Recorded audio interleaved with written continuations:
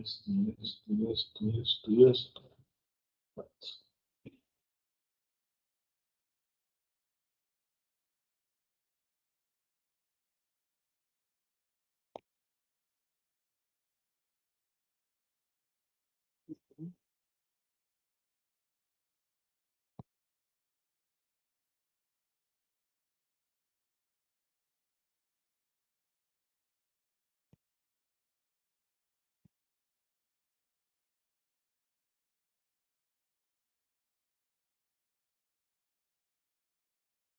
¿Se escucha?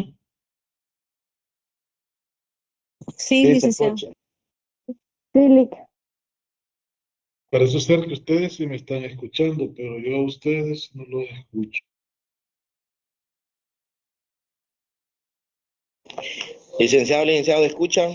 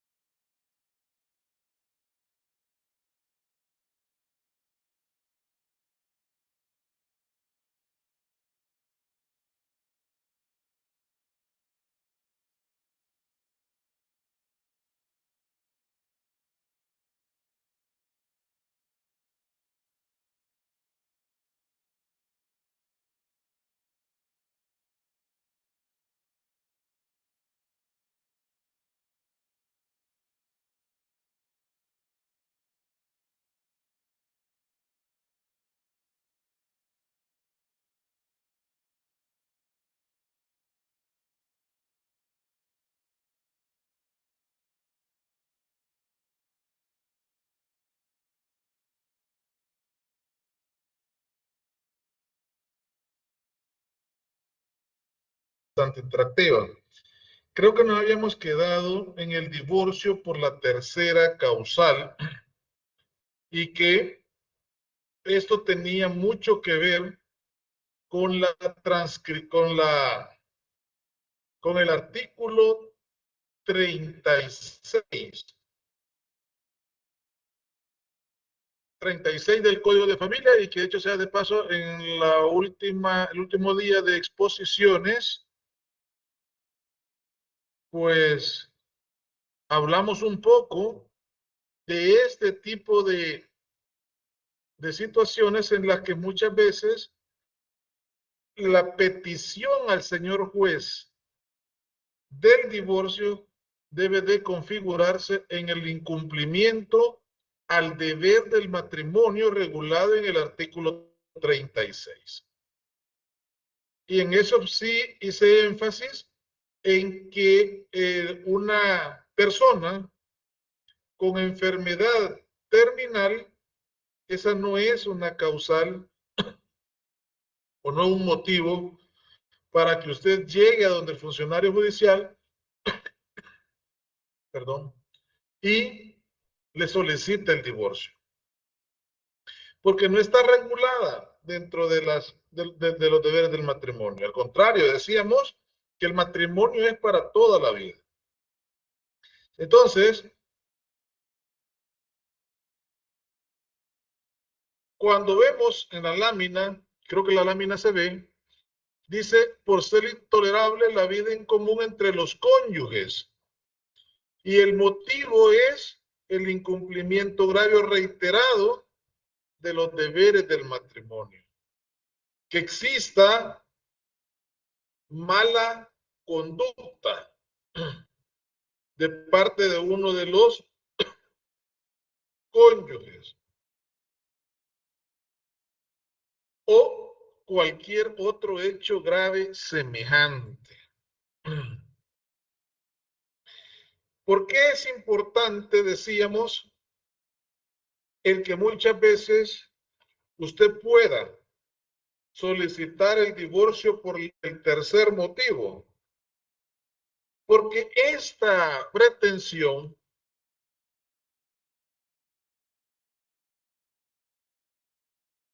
Esta pretensión incluye varios derechos conexos. Todos sabemos que cuando hay un divorcio, siempre se van a ventilar derechos como el cuidado personal del hijo, el régimen de visitas, la cuota alimenticia, la pensión compensatoria, pensión alimenticia especial, el uso de la vivienda, la disolución y la liquidación del régimen patrimonial, y podemos incluir, y yo no descarto, que usted pueda pedir el daño moral y el daño psicológico, ¿sí? No obstante, hay una sentencia que dice, pero solo es una, no es doctrina legal, una, que el daño moral deberá ventilarse en la instancia civil a la luz de la ley de reparación del daño moral.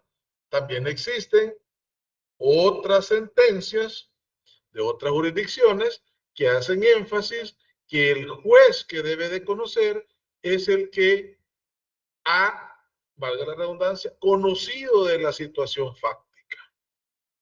Entonces, todos esos derechos que yo le acabo de mencionar se incluyen en un proceso de divorcio.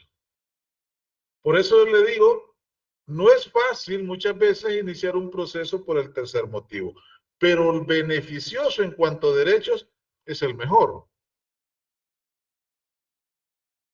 Si bien es cierto, es un divorcio contencioso, hay pretensiones que en algún momento pueden anteponerse y otras que al inicio pueden ser consideradas un poquito conflictivas, como es la pensión alimenticia.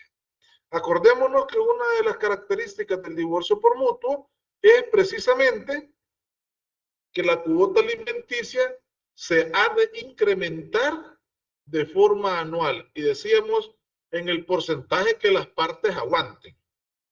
En estos divorcios contenciosos, por su misma naturaleza, el legislador no concibió inicialmente que la cuota alimenticia se fuera incrementando anual, pero no es una limitante para que pudiese darse.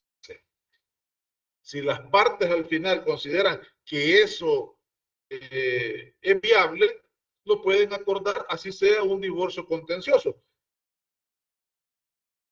¿Por qué le digo eso? Porque al inicio podría considerarse que esa va a ser una de las pretensiones más complejas, pero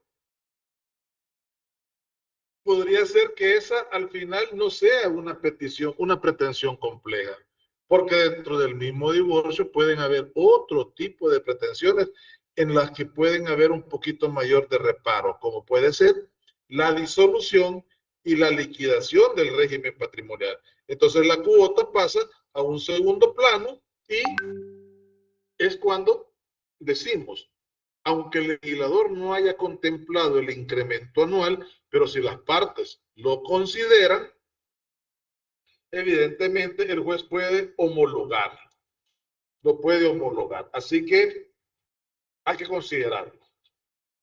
¿Qué otro caso, qué otro derecho puede ponerse de manifiesto en este tipo de divorcios? Lo regulado en el artículo 111 del Código de Familia.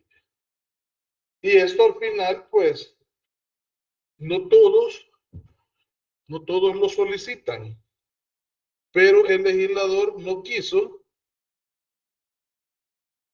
dejarlo en el tintero porque puede configurarse en un divorcio por la tercera causal.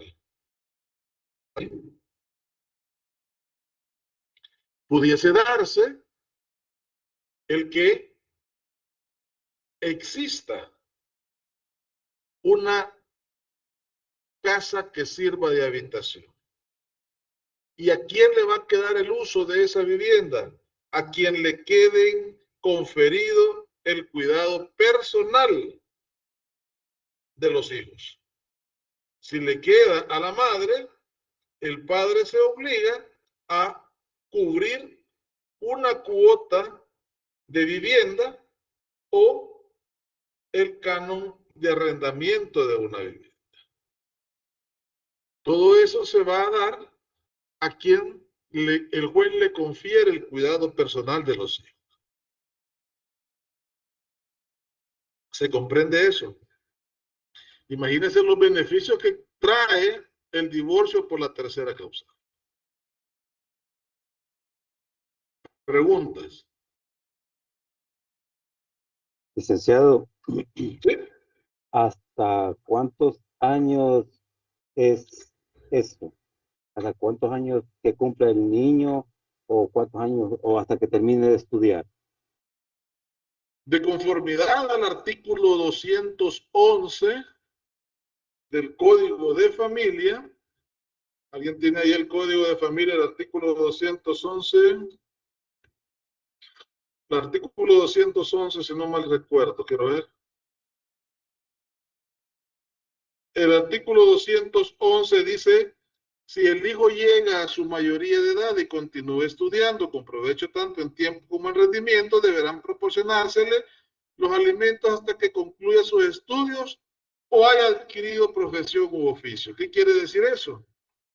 Que los alimentos establecidos por ley no cesan a los 18 años en forma automática, sino que se prorrogan hasta que el hijo adquiera una profesión u oficio. Ahora bien, es lamentable, lo voy a decir así, que en muchas ocasiones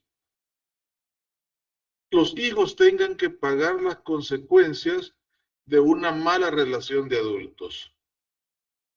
Porque ¿qué padre no ha de sentirse orgulloso que su hijo salga de una universidad con esfuerzo como sea? Porque de una u otra forma sabe que le está dejando su modus vivendi, su forma de vivir, su forma de adquirir un trabajo, su forma de resolver la vida. Debe de haber un lazo completamente desvinculado entre padre e hijo para que a los 19, 18 años ya no quiera seguirle aportando ayuda. Yo creo que por eso es que el legislador amplió esa modalidad y no le dijo hasta cierta edad, porque también acordémonos que hay muchos hijos que adolecen de algunas ansiedades, algunas depresiones. No por eso quiere decir que van a ir a la velocidad de todos. Algunos van a una velocidad un poco lenta, pero comprensible. Entonces usted no puede decir que va a salir a los 23, 24 años. Algunos se tardarán un poquito más. Pero lo ideal es que el padre aporte hasta que salga de la universidad o saque una profesión u oficio. ¿Alguna pregunta más? Sí, Yo, licenciado, tengo una. siguiendo con la misma, disculpe, compañera, Sí, siguiendo con la misma, o sea, la situación económica aquí en El Salvador, pues, es bastante difícil, ¿verdad? Y yo sé que no todas las familias tienen la capacidad para poderle dar una universidad al hijo.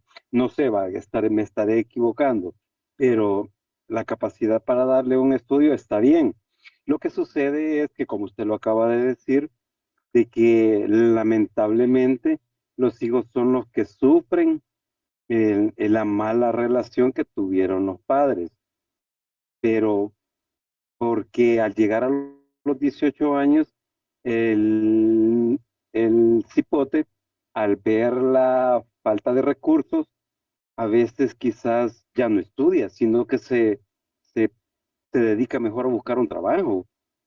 Entonces, ahí en qué plano quedamos, ya cuando el niño ya no quiere estudiar, no es porque no quiera, sino que porque la capacidad económica en la cual están viviendo es difícil. Entonces él prefiere mejor trabajar y aportar a la casa en lugar de seguir estudiando. Entonces, ahí, ¿cómo quedaría la cuota? Definitivamente que hay que cesarla, porque la condición es que deba estar estudiando. Ya si él se dedicó a trabajar, el padre evidentemente se va a acercar y va a decir, ya la cuota él no la merece. ¿Por qué? Porque ya se puso a trabajar. Lastimosamente dejó de estudiar, porque yo sé, los estudios son caros, pero él deja de estudiar, el padre alegará que él no es merecedor de la cuota alimenticia. Pero tiene que comprobarse. ¿Quién más? Claro, difícil, pero así es. Gracias, Lick. ¿Ok? Lick, yo tengo una pregunta. Sí, dígame. Usted mencionaba que el uso de la vivienda le quedaba a quien, o sea, le quedaba el cuidado de los hijos. Sí, Por lo tanto, vaya, como según dice, el padre está obligado a ayudarle hasta que cumpla, digamos, sus estudios. Pero ¿qué sí. sucede con esta vivienda una vez el hijo ya concluyó sus estudios? No, es que el uso de la vivienda básicamente se ¿Sí? espera que permanezca vigente hasta que el hijo deje de necesitarla, ¿verdad? Porque si bien es cierto, pueda que salga de estudiar, a él se le quita la obligación de darle una cuota alimenticia, al menos ya eso ya es una ayuda para el padre, pero si el hijo todavía sigue viviendo ahí porque no tiene la capacidad económica para adquirir un bien, tampoco lo puede sacar de la casa. Acordémonos que es un acto de solidaridad familiar. Ahí él puede venir a alegar y decir que se salga, pues sí, pero ¿y hacia dónde? Usted sabe que el salir de la universidad acá no es que tenga la oportunidad para poder tener un ingreso que le permita satisfacer más necesidades que la de la alimentación. Entonces, él podrá pedir que se salga o que ya no tiene derecho, pero él podrá considerarlo a la luz de otros principios del derecho de familia, al menos hasta que pueda esta persona obtener su propia residencia. ¿Por qué le digo eso? Porque el padre no va a perder la casa.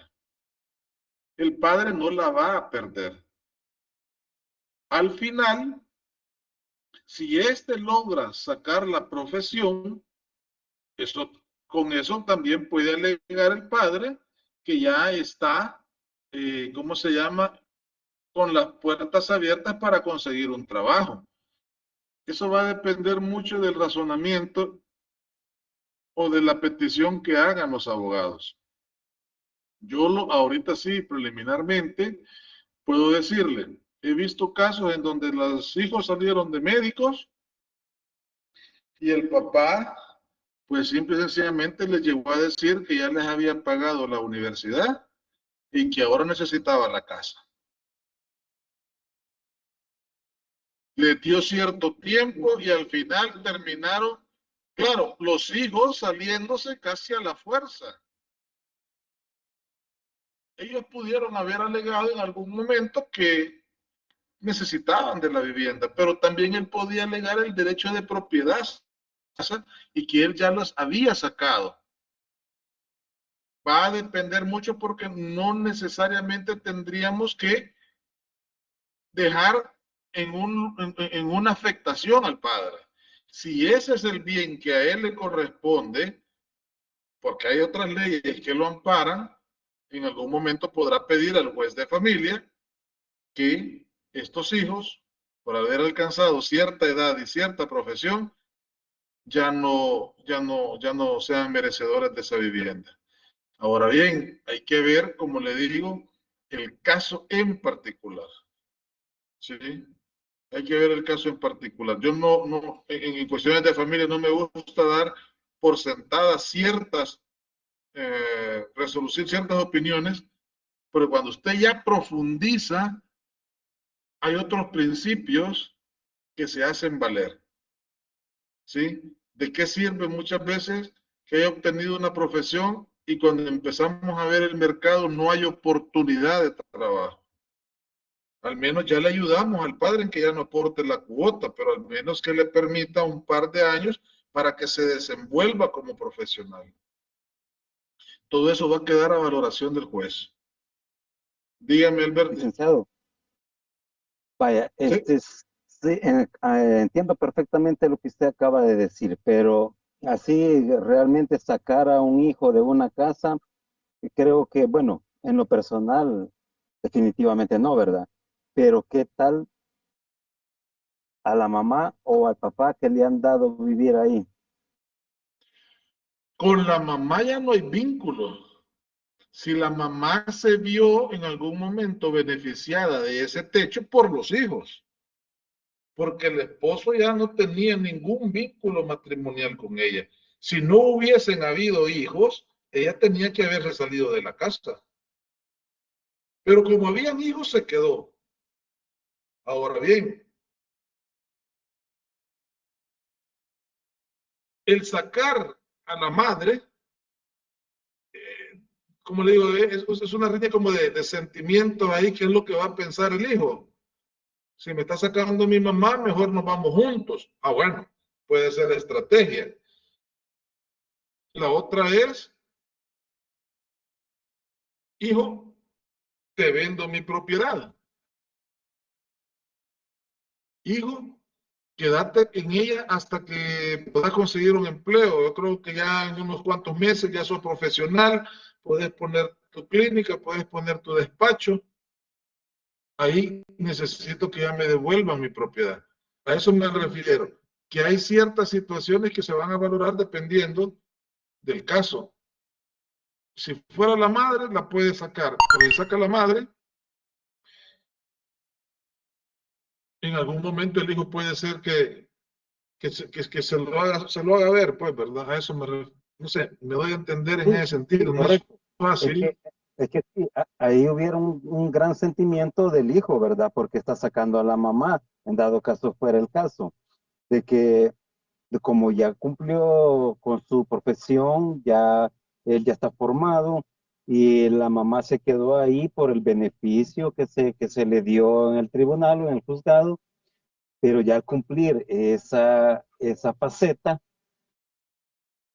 prácticamente el papá se le puede acercar, no sé, hablar con los dos y decirle, mira, ya no puedes estar aquí, te puedes ir a la mamá, ¿verdad? Ahora, si el hijo ya entra, como usted lo acaba de decir, ah, bueno, si se va mi mamá, me voy yo, ¿verdad? También, ¿verdad? Esas ya serían otras circunstancias, ¿verdad? Sí, por eso le digo, he visto casos en donde el papá se esforzó toda su vida, sacó a sus hijos de la universidad, pero cuando él ya se vio en una necesidad extrema, porque obvio, se metió en una relación en donde también volvió a tener descendencia, ya no alcanzaba y dijo, yo necesito vender esa propiedad.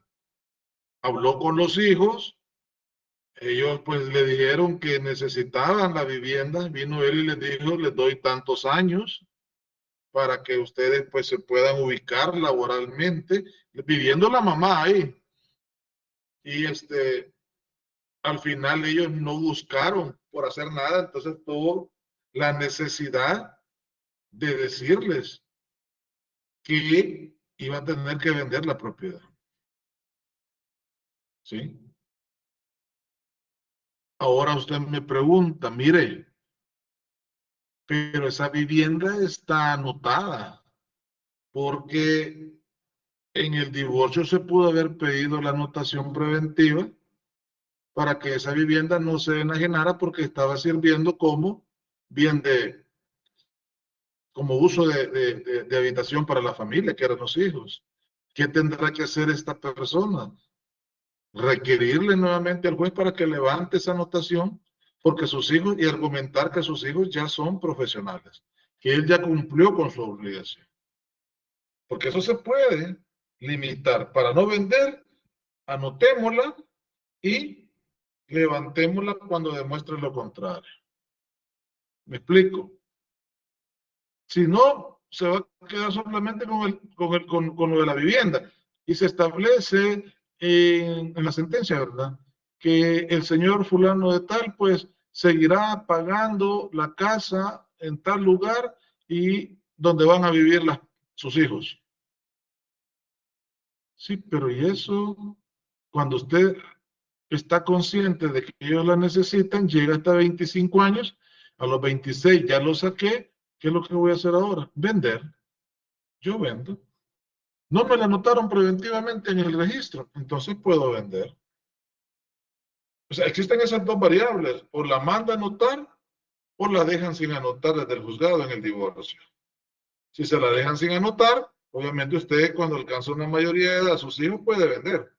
Claro, no va a hacerlo a escondidas porque sabe que el nuevo dueño va a llegar y a limpiar, y van para afuera. Tendrá que decirse los hijos, ya voy a vender porque ustedes ya son profesionales. La otra es que se la haya gastado y sus hijos ya tienen 26 años. Pedirle al juez que levante esa anotación preventiva. ¿Sí?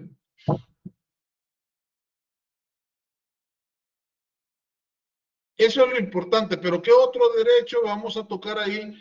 Pudiésemos pedir en el divorcio por la tercera causal, por el tercer motivo, que se decrete la suspensión o la pérdida de la autoridad parental. En el mismo proceso usted puede pedir eso.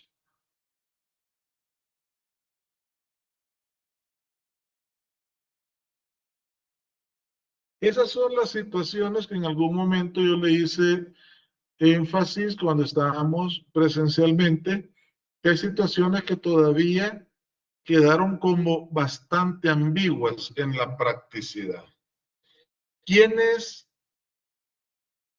o ante quién deberá seguirse el proceso de pérdida y de suspensión de la autoridad parental?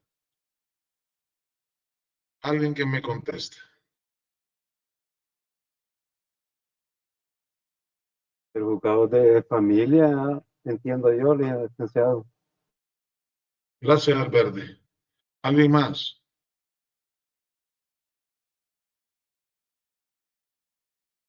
No hay que olvidar que el ejercicio de la autoridad parental se ejerce del nacimiento o desde la concepción, como usted lo quiera ver, hasta los 18 años. Entonces, cuando hablamos de autoridad parental o responsabilidad parental, como lo dicen ahora las nuevas corrientes,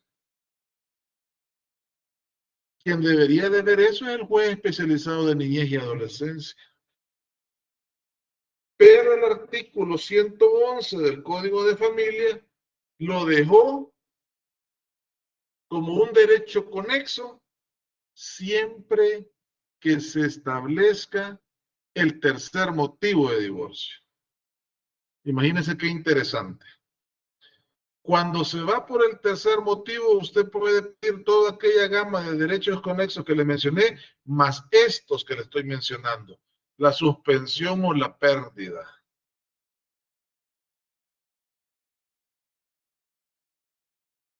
Es un divorcio contencioso. ¿Sabe qué es lo curioso? Que el 106, numeral segundo, que dice por un año o más de estar separada, ahí no le concedió la pérdida.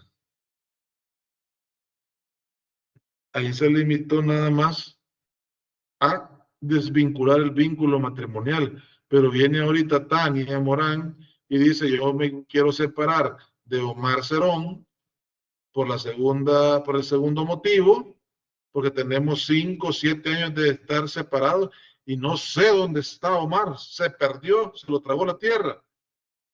Está bien, Tania al final dice, gracias a Dios que lo tragó la tierra. Pero en relación a sus hijos, ¿qué hubo? Tania, ¿qué hubo en relación a sus hijos? El padre con sus hijos, ¿qué fue lo que se dio? Un abandono. Pero si se lo llevaron y lo desaparecieron, licenciado. Y si se lo llevaron, se lo desaparecieron. A los Muerte 4 presunta. años se puede iniciar las diligencias de muerte presunta. Pudiese divorciarse por la muerte presunta. Pero cuando usted se divorcia no es que se divorcie, porque ahí se disuelve el vínculo matrimonial porque está muerto. Queda viuda.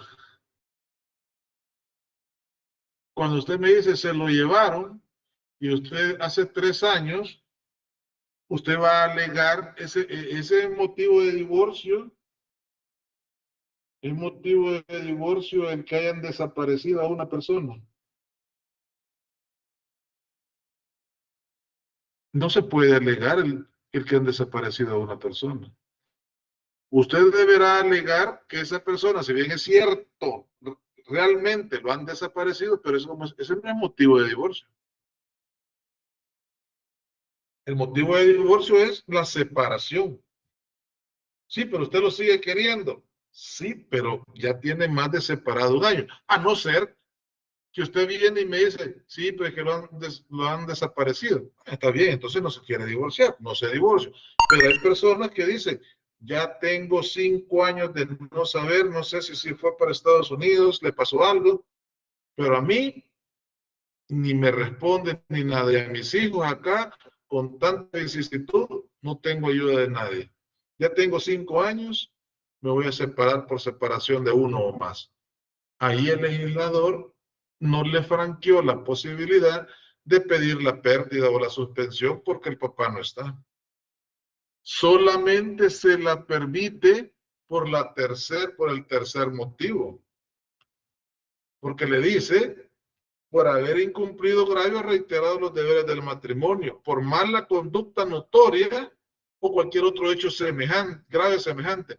Dejó abierto el legislador para tantas situaciones como para poder alegar y decir, mi hijo está recibiendo un mal ejemplo de su padre, drogadicto, mala conducta notoria.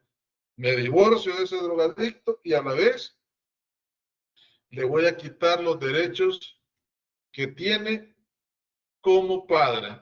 Ahora bien, vámonos allá al artículo 240. En el artículo 240 están las causas de pérdida. Cuando corrompiere a alguno de ellos o promovieren o facilitaren su corrupción, una conducta o hecho semejante o una mala conducta. Cuando abandonaren a alguno de ellos sin causa justificada. Se fue hace 5 años y no sabemos dónde está. Los abandonó a los 2. Y cuando fuere condenado como autor o cuando incurriera en alguna conducta indicada en el fraude procesal. Causa de suspensión por maltratar habitualmente al hijo o permitirle cualquier otra persona. Por alcoholismo, drogadicción o inmoralidad notoria que ponga en peligro la salud, la seguridad o la moralidad del hijo. Por adolecer de enfermedad mental y por ausencia no justificada o enfermedad prolongada. Esas son las causas que se deben de configurar en el divorcio para poder seguir la suspensión y pérdida en el mismo proceso. Pero a mí lo que siempre me llamaba la atención era eso. Y si ya me voy a separar por 3 años que no sé de él, yo voy a pedir el divorcio por separación de 1 o más años. Y que podría configurarse en el artículo 240 por haber abandonado a su hijo. Sin causa justificada se fue, como dice, ¿se acuerda? A comprar una cajetilla de cigarros y no volvió. Ahí no se configura. El legislador solamente ha previsto suspensión o pérdida siempre y cuando usted solicite el divorcio por el tercer motivo. Imagínense cuántos derechos conexos lleva el tercer motivo. Interesante completamente, porque no hay proceso en donde usted pueda abarcar tantos. Ahora habrá otro derecho, el derecho a la indemnización por daño moral o daño psicológico. Ya hemos tenido claro que ambos daños son completamente diferentes. No son iguales. Entonces, el daño moral por resolución de sala estableció que no se podía revisar en un proceso de divorcio, aunque se derivara de una relación familiar. Esa es una postura que se ha generado últimamente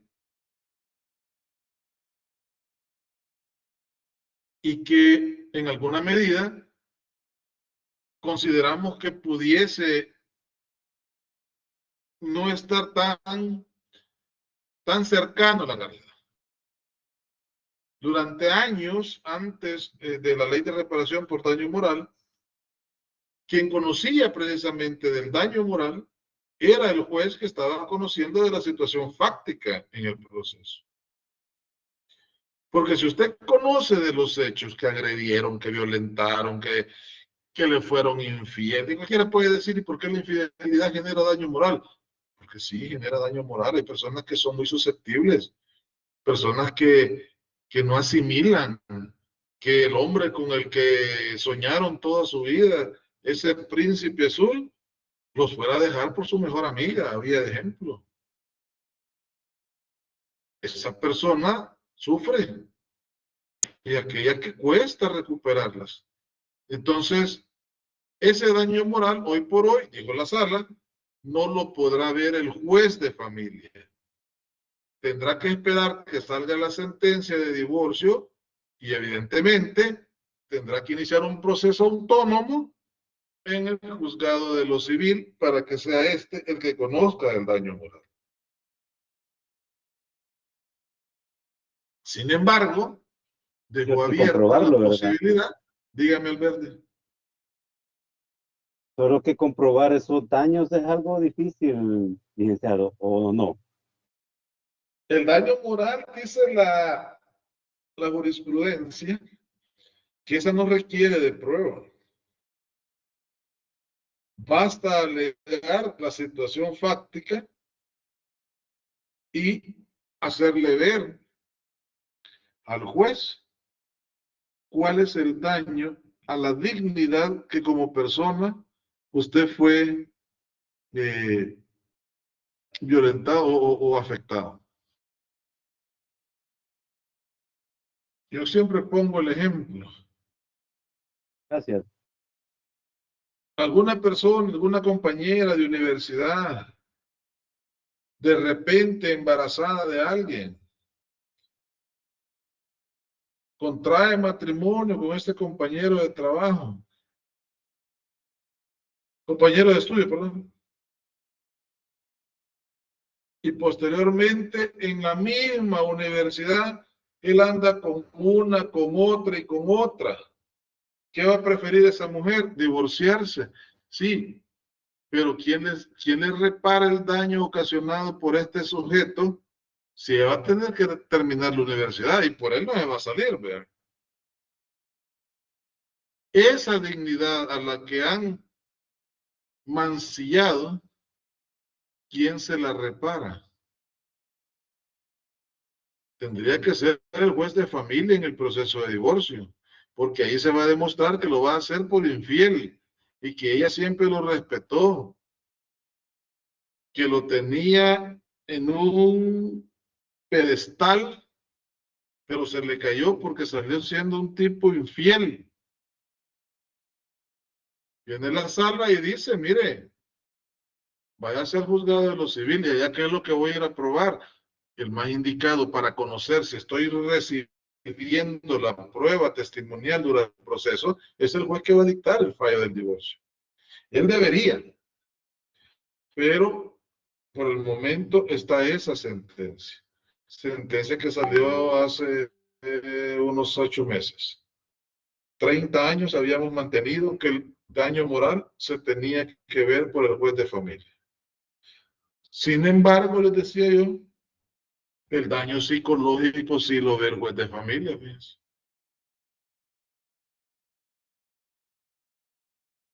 Los dos son daños. Yo creo que en la normativa no deberían de hacerse esas separaciones cuando hablamos de daños. Bastaría con decir y tendrá derecho a la indemnización por daños, como lo dice el artículo 265, si no mal recuerdo. No, el 268. En caso de dolo para obtener alimentos, dice, serán obligados solidariamente a la restitución y a la indemnización de daños. Acá dijeron, el daño psicológico sí lo puede conocer el juez de familia. Ah, Alberti, pero ese daño psicológico sí es comprobable. Usted puede llevar todos los diagnósticos, los medicamentos, los gastos, el pago de sesiones que tuvo con el psicólogo y ver el cambio que usted tuvo de cómo salió de esa situación y cómo se encuentra, el costo que tuvo. Entonces, ese resarcimiento económico yo se lo puedo pedir en el divorcio al cónyuge. Sí, licenciado, el daño psicológico sí considero de que es fácil comprobarlo. Lo que yo me enfoco es en el daño moral. O sea, prácticamente me está diciendo usted que es única y exclusivamente con la rendición de la entrevista de la persona, ¿verdad? Ajá. ¿Verdad? Ahí es donde yo me enfoco. El daño moral, ¿cómo comprobarlo? Eso. Dice que el daño moral, aparte, es un perjuicio extrapatrimonial que afecta la dignidad, los sentimientos, la integridad psíquica o espiritual. Que si bien es cierto, no es un derecho, no afecta directamente al patrimonio, pero se resarce con patrimonio. Diferente es, permítame, ya voy, Jesús, el daño material. Usted daña algo, se evalúa y se recupera. Pero la dignidad, la honra, la imagen pública de una persona, ese daño necesitará pruebas. Jesús Escobar, dígame.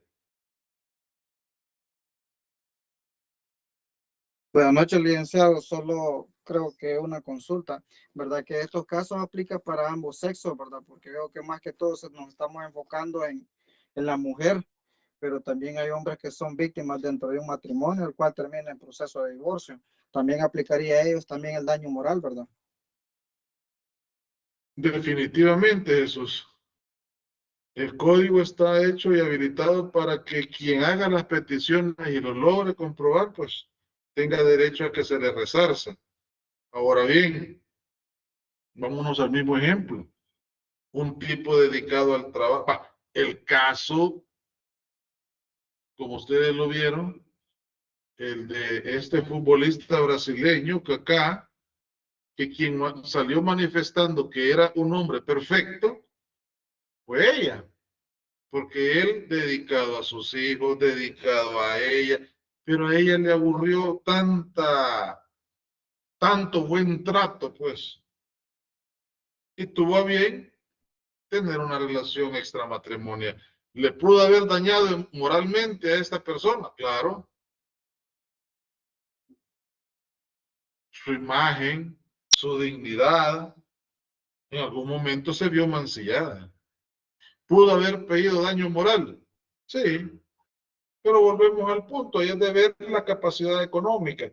Que haya sufrido, sí, moralmente ante toda su sociedad, que es lo que pudieron hablar de él. Pucha, qué tipo más dado y cómo le pagaron. Sí, pero eso es lo que habla la gente por su imagen de persona. Cada vez que pasa siente que se lo comen. Sí, pero ese es un daño moral. El daño psicológico. No, hombre, escucha que si lo tuvieron vestido de blanco, ¿verdad? Si lo tenían allá en el hospital tal,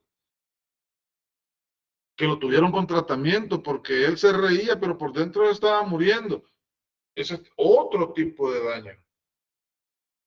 Entonces dice la jurisprudencia, el daño moral no lo puedo probar, sino que básicamente se infiere por la situación fáctica. ¿Sí? Una persona casada y que de repente a su pareja haga esto, haga lo otro, usted como persona, ¿cómo se va a sentir? Probarlo. Pues chicas, si todo el mundo se dio cuenta, yo fui el último. Claro, eso me generó un daño psicológico, eso sí no lo puedo probar porque estuve en tratamiento, pero todo lo que han hablado de mí, todo lo que me han dicho, eso quién me resarce, a eso es que dice la ley, la jurisprudencia. Ese daño no se lo puede dar el juez de familia, que vaya a pedírselo al juez de lo civil. Ahí donde hay comentarios Con que testigos, no están con como muy de testigos, acuerdo. licenciado, Dígame. con testigos se podría probar el daño moral. El testigo podrá servir para el daño psicológico, el doctor, pero podemos llevar al Verdi a Henry Zelaya de testigo por lo que usted sintió. Eso es lo complicado. Porque para Henry puede ser, ¿y por qué sufrís tanto, hombre? A mí me han dejado 3 y 4 y me da igual. Sí, pero es que él lo ve desde otra óptica. Usted lo ve desde su sentimiento. Usted fue criado como una persona dada al matrimonio. Henry probablemente diga, no, 6 meses es suficiente. Dígame, Henry. Licenciado, pero ahí no podría entrar un profesional digamos, un psicólogo, que demuestre de que Alberti cada vez que ve a una mujer se pone a llorar porque siente que todas las mujeres lo han maltratado, lo han humillado, lo han ofendido y que hasta en las piedras que ve se pone a llorar. No podría ser un psicólogo a darle como una refuerzo a un testimonio del daño moral que él recibió. No, porque él está actuando para daño psicológico. El psicólogo es para daño psicológico. El daño moral es muy intrínseco de la persona. Como lo puede sentir, no lo puede sentir. Ahora, dígame usted, Henry, ¿en cuánto valoraría entonces usted el daño que siente Alberti porque lo dejó la novia de bachillerato y después de 20 años de casado se fue con el mejor amigo de él? Cuando él soñaba con él. Cuantifíqueme usted el daño moral de Alberti. ¿A cuánto asciende el daño económicamente? Según usted que es testigo. Ya unos 2 milloncitos así de perdidita, 2, 4 milloncitos. Alberti puede ser que diga, mire, yo no consideraba esto, ¿verdad? Por eso es que la ley le dice, este daño moral evidentemente es muy personalísimo. Y por eso cuando le preguntan al Alberti a cuánto asciende o cuánto considera usted que pueda resarcirle el daño que le ocasionó la señora en irse con otro. Irreparable, licenciado, irreparable. Que me dé unos $50,000 por el daño que me hizo. Dígame, Alberti. discúlpeme, Lick, pero fíjese de que ahí ya entraríamos en el indubio pro femini. Porque imagínese de que yo no quiero juzgar y las disculpas ahí con las compañeras, ¿verdad? Creo que esto es con fines educativos, Claro, claro.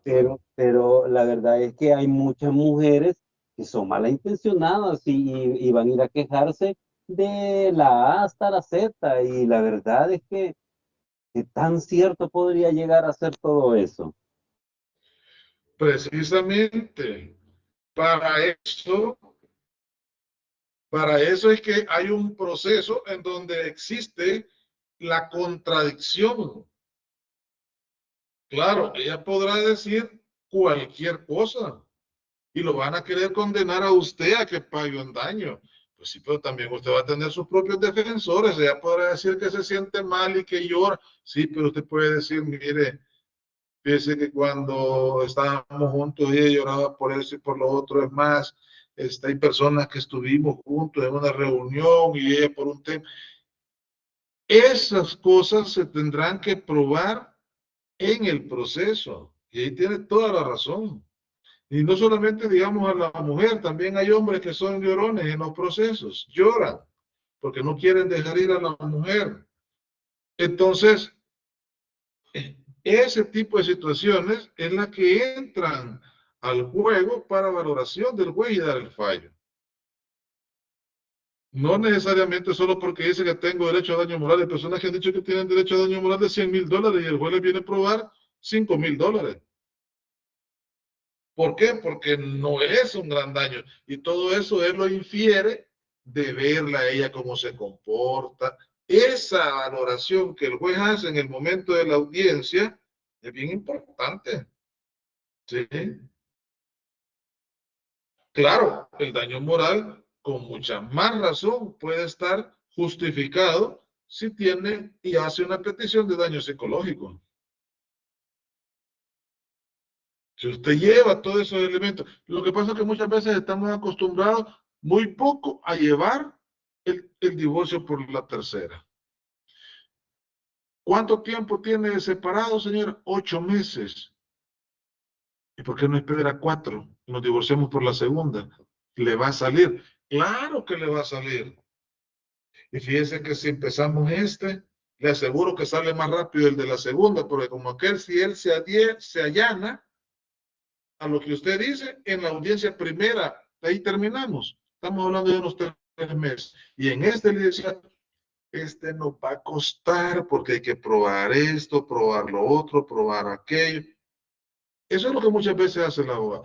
Y no se especializan en iniciar procesos por la tercera. Así me decía un colega. 8 meses tiene separado el hombre con la mujer. ¿Y qué fue lo que me dijo? Esperemos el año. Pues sí, pero ¿y por qué voy a esperar el año si yo fuera un abogado litigante? Yo le dijera, mire, ¿por qué voy a esperar el año si el artículo 36 del Código de Familia es claro que dice, se incumple, uno de los deberes del matrimonio, ¿cuál es? Vivir juntos. Y si yo tengo 8 meses de estar separados, ya no vivo juntos, ya incumplí el deber del matrimonio. Pero algunos jueces lo toman como que se pueden reconciliar. Sí, pero es que yo no estoy pensando en lo que ellos quieren. Yo estoy pensando en lo que mi cliente quiere. O sea que lo voy a mantener casado 4 meses más con esta persona, cuando probablemente lo que él quiere divorciarse es porque ya en 1 mes y medio se casa y su nuevo cónyuge se lo va a llevar del país. No, le dice, pero es que tiene que esperar. Eso es lo que muchas veces yo no consigo, que se tenga esa forma de pensar. Claro, me dirá usted, pero lo que pasa es de que la tercera es mucho más complicada. Es que es complicada. Un divorcio, mire, todos los derechos que hablamos al inicio de clase, todos los que envuelven, desde la cuota, régimen, cuidado, suspensión o pérdida, pensión alimenticia, pensión compensatoria, disolución, liquidación y las indemnizaciones. Y cada una de esas pretensiones, muchas veces el juez le dice, por cada pretensión tendrá que probarlas, a excepción del daño moral. Se puede imaginar. Entonces, hay muchos abogados que dicen, mejor espero al año. Y si sale el mutuo, mejor. Sí, pero cuando usted lleve procesal de familia y le digan, llevemos un divorcio por mutuo, vaya, está bueno, pero eso no es práctica. Eso es meter un documento y que el juez venga, lo llame y se van a divorciar. Sí, ¿están de acuerdo? Sí. Bueno, se terminó el proceso, se terminaron las diligencias, perdón. No, lo bonito es cuando usted entra a de la tercera a ver cada pretensión. Proceso de par de días por lo menos en la audiencia, porque son varias las pretensiones que se van a ventilar. ¿Me explico? Más cuando la persona está presente, porque usted puede decir, le voy a pedir la pérdida porque hace 4 años no sé de él. Aquí no. El señor ahí está presente, ahí lo va a ver en la audiencia sentado. Si usted lo que le va a probar es la mala conducta, que cuando ingiere bebidas alcohólicas a él le encanta salir al pasaje a bailarse, a lucirse. Sí, pero ¿y eso? Bueno, probémoslo. ¿Y cómo lo prueba? Con los vecinos. Que vayan los vecinos, y los vecinos muchas veces ya yo que tengo que ir a ver con mis vecinos. ¿Sí? Esa es una cosa de lo que va a probar. Y de ahí todo lo demás, la mala conducta frente a sus hijos. Y entonces, no sé si me doy a entender. El tercer motivo básicamente está enfocado en eso. En la cantidad de derechos y que usted, al final, se economiza seguir otro tipo de proceso. Imagínese que usted pueda en el divorcio por la tercera seguir la suspensión o la pérdida. Es un combo que hace de que después no lleve ese proceso de forma autónoma en un juzgado especializado de niñez y adolescencia. Porque si se va de forma autónoma, ya no es el juzgado de familia quien lo va a ver, sino que va a ser el juzgado de niñez, porque la autoridad parental, dijimos, es para menores de 18 años. Y los menores de 18 los ve el juzgado de niñez. Esto, la pensión alimenticia especial y la pensión compensatoria. Decíamos ya, no sé si había preguntas antes.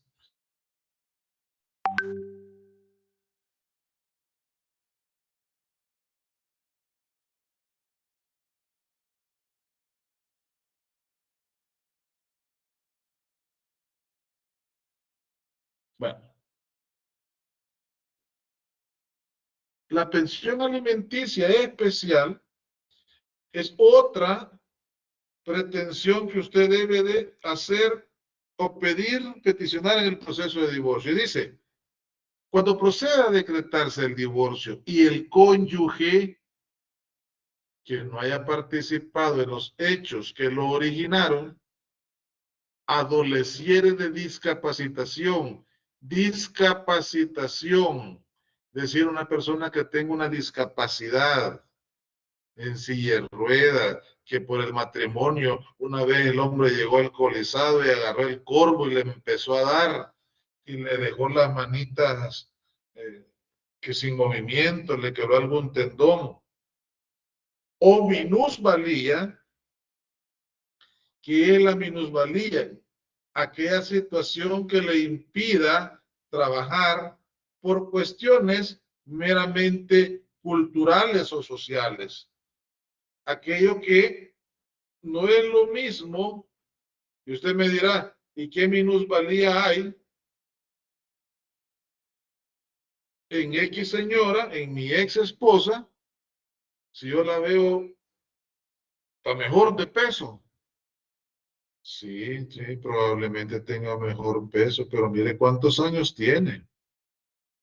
Mire ahora que ya no tiene el mismo, ¿cómo se llama? Bagaje en experiencia y conocimientos actualizados de la profesión que ella tiene.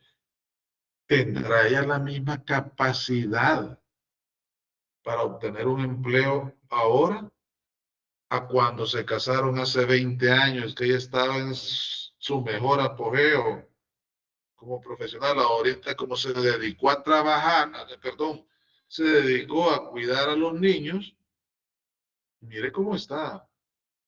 Esa es una minusvalía. Mire, acá muy poco hay oportunidades para mujeres porque el sector de empleo para personas que necesitan levantar cuestiones pesadas. Sí, ¿verdad? Entonces viene el juez y dice, eso amerita una pensión alimenticia especial para el cónyuge. Ella está completamente deslegitimada, no porque tenga una discapacidad, más bien es porque ya no tiene acceso por otras situaciones a poder ella emprender un trabajo. No sé si los que estamos ahorita acá, como alguien lo decía muy bien, yo siempre hablo y espero que las cosas se entiendan de esa manera, nunca es con el ánimo de señalar algo, sino por cuestiones académicas. ¿Creerían ustedes que tiene la misma oportunidad una mujer de 45, 47 años, sabiendo que en algún momento de 30 estaba recién graduada, sacando su especialidad, pero de 31 se casó y ya nunca volvió a ejercer? Quiera si o no, usted pierde práctica. Los que están acá, que ya son adultos, tienen otras profesiones, no me dejarán mentir que la práctica es la que va generando y hace al maestro.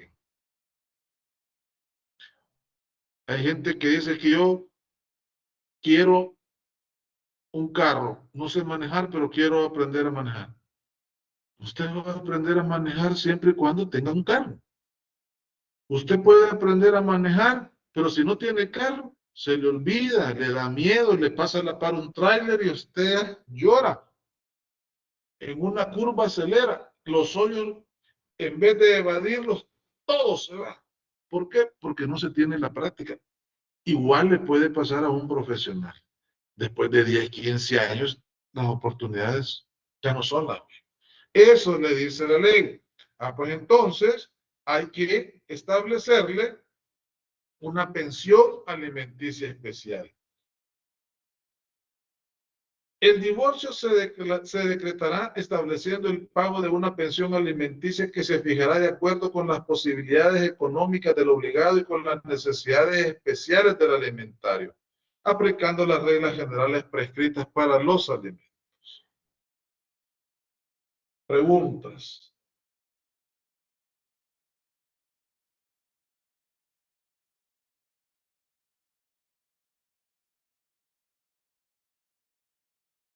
Esta pensión alimenticia especial, dice ahí, opera cuando proceda a decretarse el divorcio. Si usted no la pidió en el divorcio, no vaya posteriormente a alegar en el juzgado que lo quiere solicitar. Esas son las asesorías que usted debe de brindar a una persona. Y esta pensión alimenticia va tanto por la segunda causal, por la tercera y por el divorcio por mutuo. Esta no está excluida de ningún motivo. Todas llevan esa viabilidad. El que usted pueda pedirle al juez la pensión alimenticia especial. ¿Sí? Nos vamos a quedar hasta acá. Vemos el miércoles la pensión compensatoria para concluir el divorcio. Si surgen algunas dudas, pues con el mayor de los gustos las resolvemos. Y creería yo que quizás las otras semanas de parciales no.